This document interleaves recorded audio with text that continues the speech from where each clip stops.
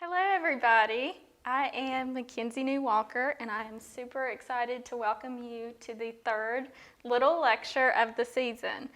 I'm really proud to be here at the McFarland Hubbard House of the West Virginia Humanities Council, and I wish we could be together in person today, but instead I'm coming to you virtually and am thankful that we get to share this connection with one another.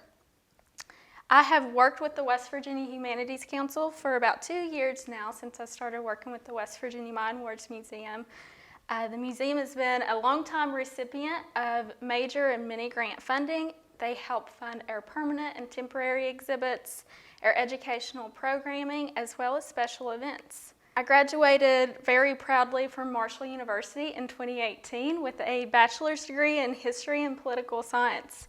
And in undergrad, I wrote my history thesis on the rhetoric that surrounded the mine wars, and specifically the Matewan massacre, or the Battle of Matewan. I became very familiar and proud of the Young Mine Wars Museum and how they communicated this particular type of history, and they were a big part of my research. I became the part-time director of the museum in November of 2018, and I've proudly served in that role ever since. I'm also coming to you today as a fourth-generation card-carrying associate member of the United Mine Workers of America. In this lecture today, called Reclaiming History, the West Virginia Mine Wars and Memory, I'll talk about how the mine wars are remembered, and most recently, how it's been commemorated in our state and community, and how these waves of remembrance have sprung about. We've seen almost a century pass since the Battle of Blair Mountain in 1921, and up until very recently, little's been said about the mine wars and its role in the American labor movement. The Mine Wars Museum is a people-centered museum located in Matewan, West Virginia, and we preserve and interpret artifacts of the mine wars with a particular focus on miners, the white hillbillies, the African Americans from the Deep South, and immigrants from all over the world and their families. We're a community partner working together to promote heritage tourism in Matewan and other mine war sites in West Virginia, and we also promote youth education through our programming.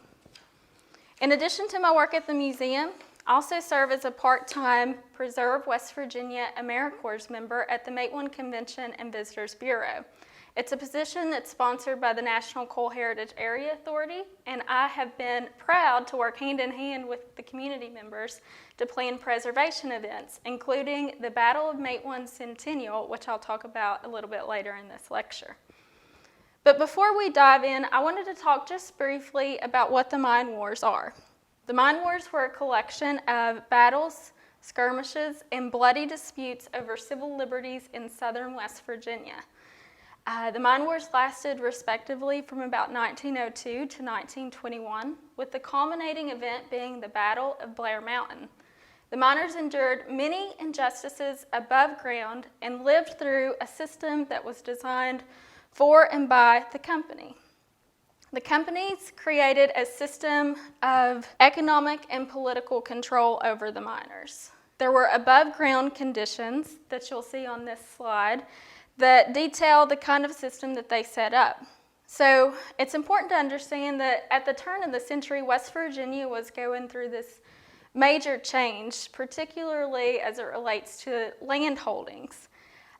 Before the railroad came in, West Virginia was really this rural and agrarian community with families that worked and tended their own land, either through farming or timbering.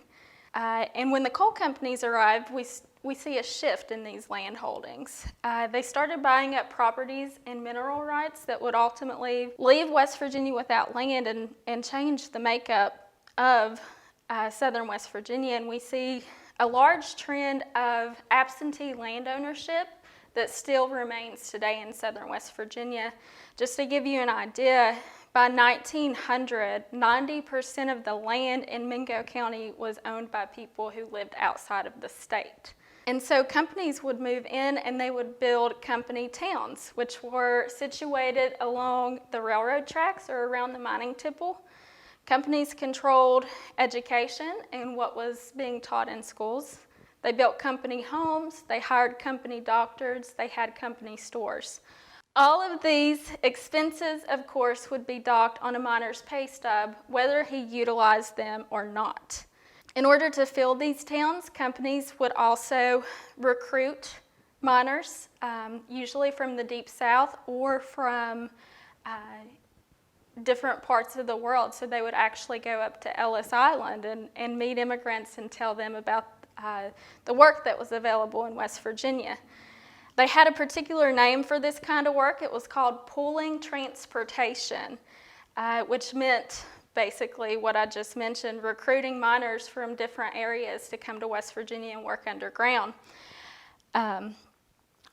In fact, when these folks would arrive in West Virginia, they had to pay the company back for their train tickets. Columbus Avery, who is a miner in McDowell County, explains working for these mining companies pretty efficiently. He says, most of us started out in debt and never got out. There was also a theory behind this that many people believed that diversification would prevent unionization. And so Justice Collins, who is a mine operator out of the Pocahontas coal field in the early 1900s, said that he strived for a judicious mixture of races and ethnicities in these coal camps. The miners at the Battle of Blair Mountain would prove him wrong. There was also a scrip system that really encouraged debt in the mines. Scrip is a unique currency that was accepted only at the company store. It could have been by coin, paper, or credit. Sometimes they would, be used for different amounts. 5 cents, $1, and as you'll see on the slide, some pieces of scrip were good for certain commodities. We have one at the museum that states that it's only good for 1 loaf of bread. Also, above ground conditions, the companies employed mine guards who served as watchdogs over the miners. They were basically employed to keep miners from unionizing during this time. All of these conditions would inspire songs such as 16 Tons by Tennessee Ernie Ford that my dad would often play in the truck, and also poems such as Carl Sandburg's The Company Town, which states, you live in a company house, you go to a company school, you work for this company according to company rules. You all drink company water and all use company lights. The company preacher teaches us what the company thinks is right. So in addition to these above ground conditions, there were also really unsafe working conditions below ground and unfair practices. Miners at the time of the mine wars were paid by the ton. Today, miners are paid by the man hour. The number of hours that they work means that's the amount that they're going to get paid. But back in the day, miners were paid by the amount of coal that they loaded. Companies would make these cars hold more than they told the miners. Miners believed, for instance, that if they loaded a full car, they were loading 2,000 tons, which is the amount that they would have been paid for. But in reality, these cars could hold 2,500 tons or 2,700 tons. And so they were working for more than what they would get paid. Miners were also docked if their car had any slate or rock, and it was basically, on the judgment of the check weighman. And there were also unsafe practices underground. There wasn't much regulation at this time, and this led to some of the worst mining conditions in the country and led to some of the worst disasters in the history of mining. In particular, on December 6, 1907, an explosion at a mine owned by the Fairmont Coal Company in Monongah, Marion County, killed 361 men. At the Mine Wars Museum, we're currently rebuilding our exhibits, and one of the first opening pieces that we have is a wall of check tags. Check tags is something that miners would receive once they went underground, and on the wall you just see 361 of these tags, and each one of those tags represents a man, a human life. In fact, statistically, during World War I, miners had a better chance of survival by enlisting to fight in the war rather than working in the mines. So I wanted to just briefly touch on some of these conditions because these are the kinds of things that led to the Battle of Blair Mountain in 1921, which was the largest armed uprising since the Civil War. And these kinds of fights didn't happen overnight. It was decades of exploitation and of miners by the company. So there were several occurrences during the mine wars, such as the Paint Creek, Cabin Creek strike, the Battle of Matewan, the 3-day Battle of the Tug, and more that helped lead up to this event. As historian David Corbin points out, people can only be exploited for so long. So Blair Mountain, on some level, was eventually going to happen. Fighting at Blair Mountain lasted for about 5.5 days. And it was a highly organized affair. Miners had code words. They had nurses who helped the injured and tended to the sick. They organized food and transportation. The fighting would eventually end with the arrival of federal troops on the ground. And on their way back home, the miners' families were like, "What happened?" And they all shouted, "Uncle Sam did it." The decade after Blair Mountain, we see Union membership plummet. We saw a rise in mining fatalities and accidents. And miners would not gain the right to collectively organize and bargain with their employers until 1932, when essential labor laws were put into place. However, the mine wars would become a forgotten footnote in the state's history for decades after the fact. For about half a century, it was left out of the state's narrative. Conflicts between these unionists and industrialists were swept under the rug, and for a number of reasons, we see this really long period of silence and suppression. And there's a few different reasons for this. One of the most obvious reasons is that miners were sworn to secrecy. They were participating in a lot of activities that were illegal, that could get them in trouble. In fact, after Blair Mountain, West Virginia saw its second treason trials up in Charlestown, where over 500 miners were put on trial for treason against the United States. And so many miners didn't talk about it. They didn't want to have retaliation. And we see this rich tradition of oral history, stories being passed down from one generation to the next. However, we also see government playing an active role in abstaining important parts of West Virginia's history from state guides. So in the 1930s and 40s, the Works Progress Administration appointed historians to each state to begin writing state guides. And this was during the New Deal. These appointees would work hand in hand with the governor and his cabinet. West Virginia governor at the time was Homer Halt, and he oversaw the West Virginia State Guide. And he worked with John D. Newsom to construct this narrative. And there's a memo by Newsom that you can see on the slide. I know it's a little bit hard to read, but Newsom is reporting back on his meeting with Holt.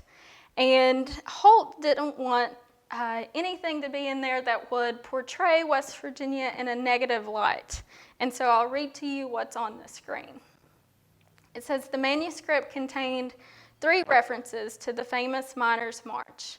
All of these references were considered in bad taste. Here again, we were making heroes out of scalawags. At best, the Miners' March, if mentioned at all, was not worth more than 2 or 3 lines. The part played by Mother Jones in organizing the workers was given far too much emphasis. Merely because a page, perhaps, was devoted to her activities, we had glorified her. Why not just say that Mother Jones was in West Virginia? In other words, the governor informed me the manuscript was propaganda from start to finish. I quote his own words. The whole tone of the book was objectionable, it lacked style, it lacked quality, It dealt with the sordid side of life instead of doing justice to the progressive spirit of the people of West Virginia. And so, as a result, for about half a century, we don't even see the mine wars mentioned in any state public history books. So students didn't learn about these diverse histories. They most likely learned about them like I did, sitting on the front porch with their families. Also, right in the wake of the mine wars, there was an organization founded that was an educational organization, they called themselves. And this was the American Constitutional Association. It was founded to sway public discourse and education from socialism or any activity that would be seen as un-American. So they promoted this thing that was called 100% Americanism. And this needs to be remembered that during this time, the Red Scare was sweeping the nation during and after World War I. One of the acting directors for a period of time of the American Constitutional Association was Phil Conley, who would go on to write history textbooks for the state and would control what was being taught in public schools. I think Phil Conley also fathered the Golden Horseshoe Test that we see happening on an annual basis. So these are just some examples of the suppression of this history and trying to keep it out of public opinion and public schools. But in the past 30 years or so, we have seen a steady growth in remembering this history on a grassroots level, especially as it relates to Matewan and Blair Mountain. So in 1980 to 1990, we see this wave of scholarship spring about. David Corbin publishes one of the first comprehensive studies done on the West Virginia Mine Wars, which is Life, Work, Rebellion in the Coal Fields. In his preface of that book, he states that it is no exaggeration to say there was nothing when he talks about his experience coming to West Virginia and researching the mine wars. Also in this same decade, John Sayles released his 1987 Matewan film, which brought this story to a national audience. And we see doctorate students from West Virginia University, John Hennon and Rebecca Bailey, oversee the Matewan Oral History Project. They gathered stories from the community and collected their thoughts and memories on the Battle of Matewan, the fight for unionization in the southern coal fields, and what life was generally like during the mine wars. And then the decade after that, we see a wave of preservation happening in Matewan. Matewan was designated as a National Historic Landmark in 1996, and today Matewan is one of 16 national landmarks across the state of West Virginia. Matewan is also unique in that when you go there, it feels like you're taking a step back in time because much of its commercial makeup is the same that it was in 1920. Also, in that same year, the Coal Heritage Area Authority was formed, and it spans over 13 southern West Virginia counties. And as well, the flood wall was erected in Matewan, which essentially saved one of the most flooded towns in America from future destruction. This momentum continues to build in the 2000s and 2010 era. We see an annual reenactment play, a new museum, and more programming and events that aim to educate the public about Matewan and the role that it played in this American labor movement. The Matewan Drama Group began having its annual Heritage Day in town in 2020, makes this group 20 years strong, which is pretty remarkable. And we also see the Matewan Depot and Replica Center built in 2003 by Massey Energy, and today it is ran and operated by the Matewan Convention of Visitors Bureau. And in the last decade that we see, 2010 to 2020, we see a wave of social activism start to unfold in southern West Virginia and near Blair. Between 2011 and 2018, there were protests, endless meetings, and a constant effort to save the Battle of Blair Mountain battlefield from destruction or from mountaintop removal. These efforts were awarded in 2018 when Blair Mountain was put back on its rightful place, which was on the National Register of Historic Places. And I won't go into too much detail about this because one of our board members, Chuck Keeney, has an upcoming book that talks about this story in great detail. It's called The Road to Blair Mountain, Saving a Mine Wars Battlefield from King Coal.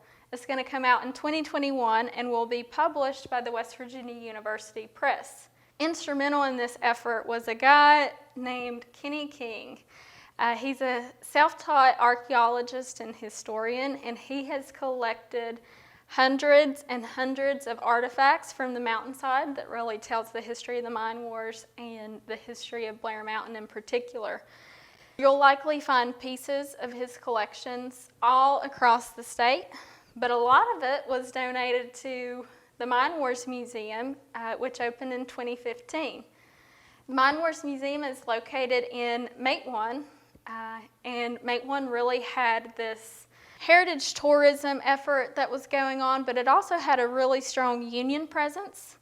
Local 1440 in town is one of the largest locals in the nation, and they have been there for 100 years. This year makes 100 years that the union has had a presence in Matewan. Like I mentioned, the Mine Wars opened in 2015 as a people-centered, people-ran museum. This remains true today.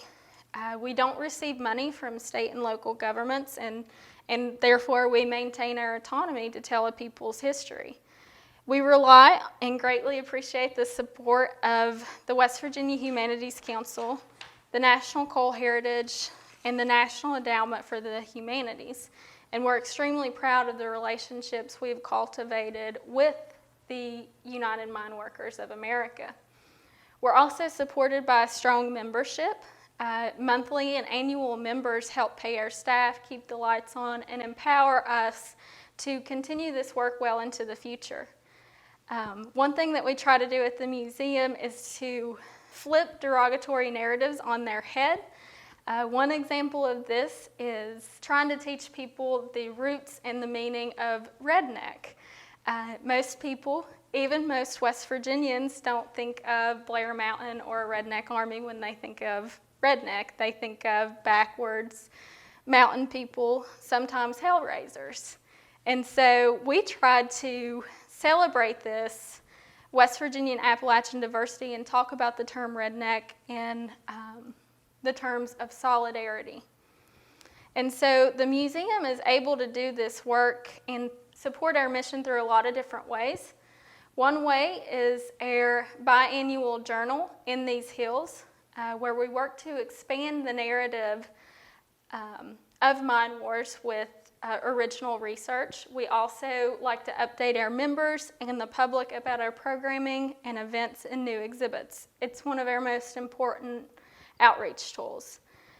We also create education curriculum for middle school and high school students, and we train teachers how to use this in their classroom. We regularly welcome field trips and host school group tours, teaching them history that happened right here in their backyards and the importance of being a redneck and how it's an endearing term rather than a derogatory one. We also have permanent and temporary exhibits that are curated and designed by Sean Slifer. The museum has recently, in the past year, moved across the street in Matewan, and we're in a union-owned building, and so we're expanding upon this narrative. And we'll have permanent exhibits on coal camp life, the Paint Creek Cabin Creek strikes, World War I, the Battle of Matewan, the Miners' March, the Battle of Blair Mountain, the Treason Trials, and Mine Wars in Memory. We also have a spot in the museum where we can host temporary and rotating exhibits, and the first one is a then and now photographic look at mine war sites by Roger May. In response to the pandemic, we've also created a thing called the Mine Wars Forum, which you can see our schedule up on the slide. It's a new program that while we remain closed, we can still remain active in telling this history and sharing it with our audiences. The forum is a chance for us to bring our supporters Mine Wars content while we're closed, and we feature historians, artists, documentarians, and more to discuss a range of topics. We welcome about 1,500 visitors per season. The museum is open April through October and then throughout the fall and winter by appointment. We're currently closed, but we hope to be open a little bit later this summer. However, we intended to have our grand reopening on May 16th, 2020, which was a significant day. It was the town's official commemoration of the Battle of Matewan centennial. The Battle of Matewan was a shootout that happened on May 19th, 1920 between Sid Hatfield and Unionists and Baldwin Felts detective agents. This would leave 10 men in the streets of Matewan dead or dying. Nonetheless, there have been community-led efforts to commemorate this history that have built on previous efforts of people who laid the groundwork for this to happen. We started meetings back in October 2019 with just 6 people in attendance, and we carried these up until early March of 2020 with 26 people in attendance. And then, as we all know, our countries and communities were hit with the coronavirus pandemic. However, we had a really large committee that consisted of CVB board members, UMWA Local 1440 members and officers, the Mine Wars Museum, small business owners, local newspapers, and more. It was really a remarkable thing to share a table with so many members of the community, and we were able to share a more polyvocal story because of that. Everyone played a really important role in helping prepare, plan, and manage the event from start to finish. And even though we weren't permitted to have it, I think the relationships that we formed during that time will carry us into the future. Because next year we have something really exciting coming up, and that is the Battle of Blair Mountain Centennial. It is set for Labor Day weekend 2021. It's going to be a regional event series with local communities and local partners hosting their own events. This includes folks at the Mine Wars Museum, it includes the West Virginia Humanities Council, it includes CLEO, Terror on the Tug, the Boone County Heritage Museum, and hopefully you, as you're watching this video, you should reach out and try to get involved. I think that there's a lot of different counties that have deep ties to this community and to this history, and we would love to have you as a part of the event series. We are hoping to commemorate the places and memorialize the people that advanced this fight for fair treatment of working people, not only in West Virginia, but across America. In conclusion, this history for a long time, it wasn't taught in our schools, and sometimes it was intentionally left out of the narrative and swept under the rug. When we should be talking about ordinary miners, people like Sid Hatfield and Dan Chain and Mother Jones, and it's really up to the community to make sure that this history takes its rightful place in our state and nation's memory. And I really think these community-led efforts are really a challenge to the sanitized labor history that we're taught. We must know where we come from, but also who we come from, so we can plan a better future for West Virginia. And we can do that by paying respects to the past and learning from the lessons that it's taught us to pave a better way for tomorrow.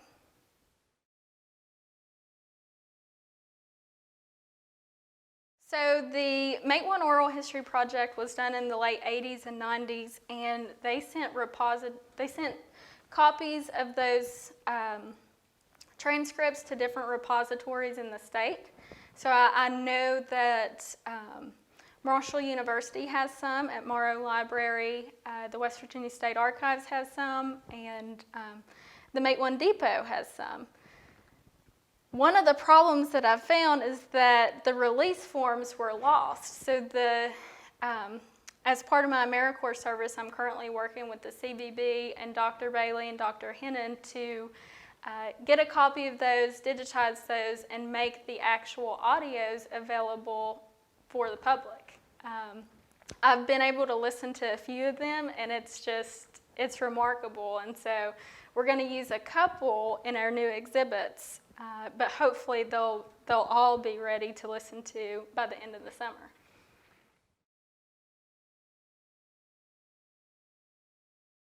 It's funny that you asked that question because some students will actually reach out to us from different states and they say that they're doing their state history project on Blair Mountain, and they always end up winning because no one's ever heard of that before, which is kind of funny. But last summer we were able to hold a teacher's workshop in Matewan to unveil this 2-week lesson plan and train teachers how to use them.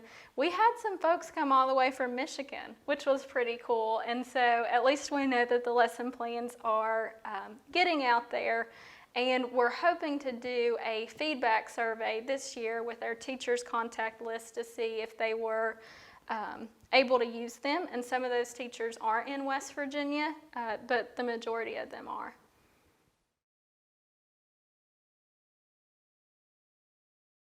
When the teacher strikes were going on, so I wasn't at the museum, of course, in 2018, but in 2019, when the work stoppage was happening, we got a lot of requests for interviews and people who wanted to come to the museum to make these connections with the past, to understand why West Virginia is going through teacher strikes, and why did this nationwide strike come out of West Virginia of all places.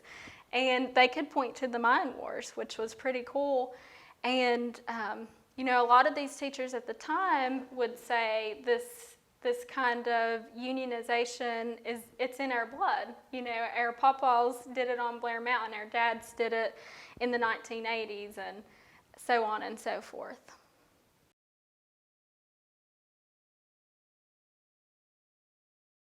They should check out the slide with the contact information and shoot me an email, and I would love to schedule a time to chat and talk about what's going on in your community and help build on some momentum that a lot of times is already happening in communities.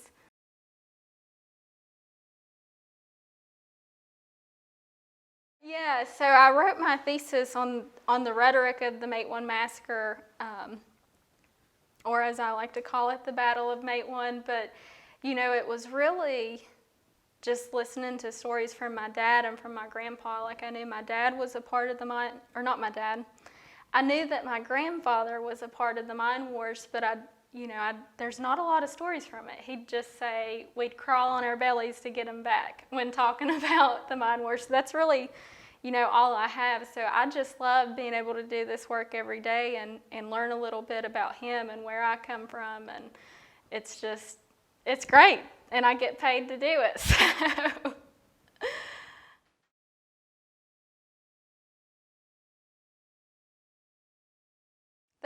I know there was something going on in Matewan at the time, and that was, this war on Blackberry Creek and these large Massey strikes that were going on with Don Blankenship's mines on the Kentucky and West Virginia border. But, John Sayles talks about his interest in the mine wars, and he really learned about the story hitchhiking through West Virginia, of all places, and someone was telling him about Matewan, and, like everyone else, he's like, what? I never heard of this. Why isn't there a movie? Why isn't there more? So that kind of kicked it off. And Dave Corbin also talks about his interest, and he said that he was a graduate student at Marshall University and was going through the archives and just came across a newspaper that I think was the Socialist Star, and it talked about the largest armed insurrection with 10,000 miners marching on Blair Mountain, and he was like, just had no idea that this happened right here in West Virginia.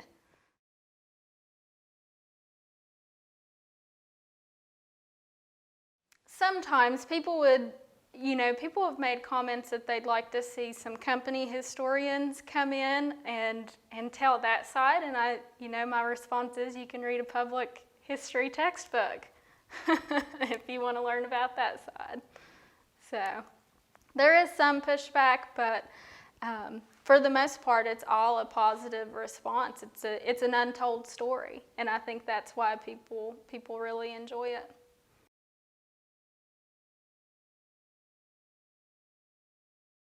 I would really love to see it, you know, put in some American textbooks. I'd like to see it taught not only in the 8th grade West Virginia history course, but alongside the other activities of the labor movement. I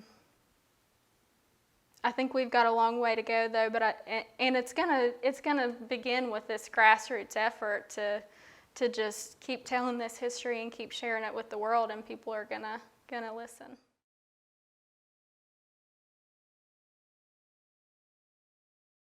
That's a good question. West Virginia has a long history of politicians being in offices and being in top offices and having an economic interest in coal. And so he had ties to the Coal Association, and of course, when they're the people that's funding your campaign or lining your pockets, you're gonna want to paint them in a favorable light and try to attract more corporate interests to come in.